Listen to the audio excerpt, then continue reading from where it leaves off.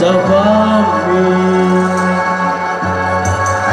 Syukur raya atas kini.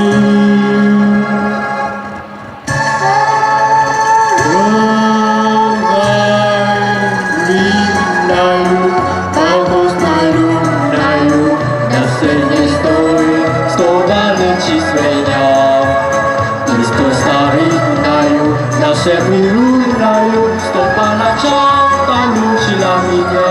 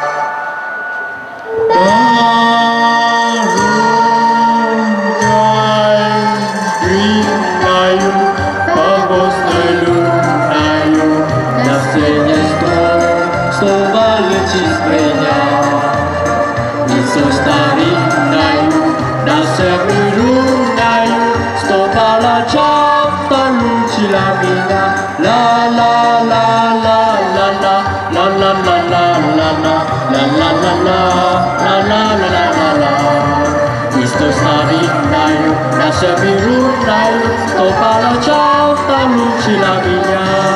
La la la la la la la la la la la la la la la la la la la. Sto starindaio, la servirundaio, sto palacciata luci la mia.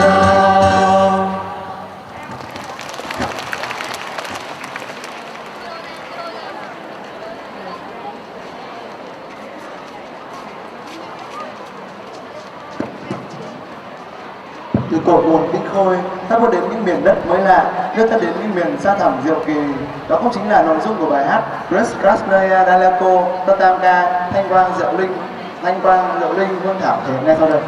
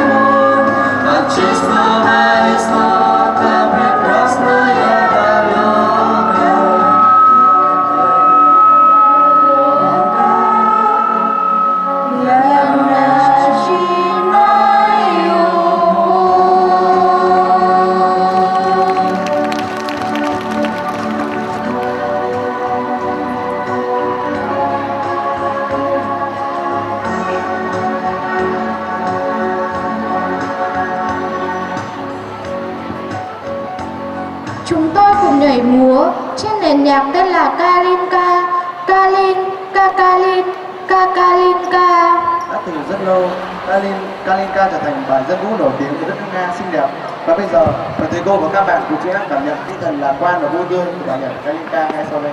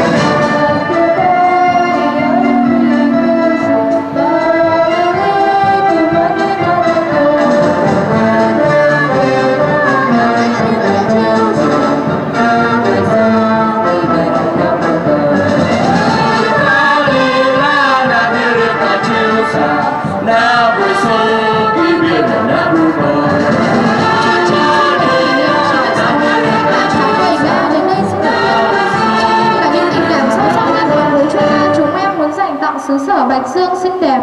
Cuối cùng, chị em xin kính chúc sức khỏe các quý thầy cô. Chúc các bạn có một tuần học tập vui vẻ, tích cực và văn hóa dinh dưỡng về những điệu nhảy Nga, giai điệu Nga đi cùng năm tháng. Sau đây em xin kính mời các thầy cô và trong ban giám hiệu và các thầy cô trong tổ tiếng Nga lên chụp bức ảnh kỷ niệm với chúng em.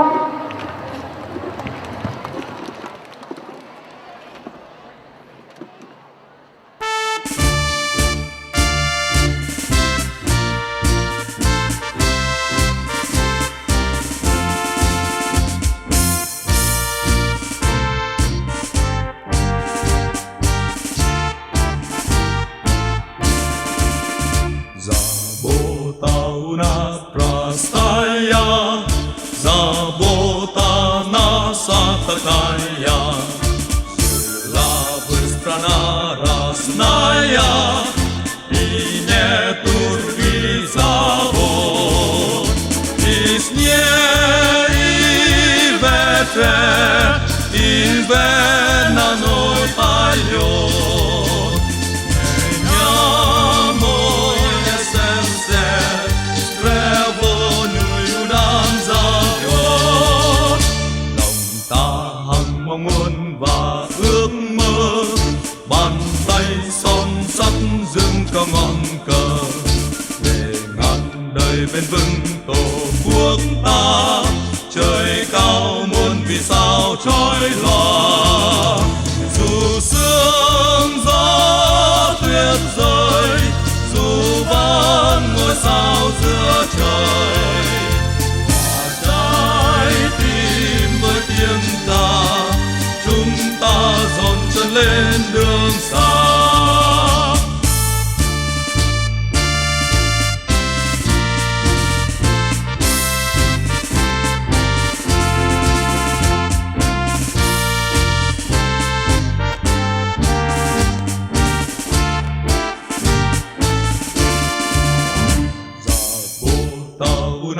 Простая, забота нас такая.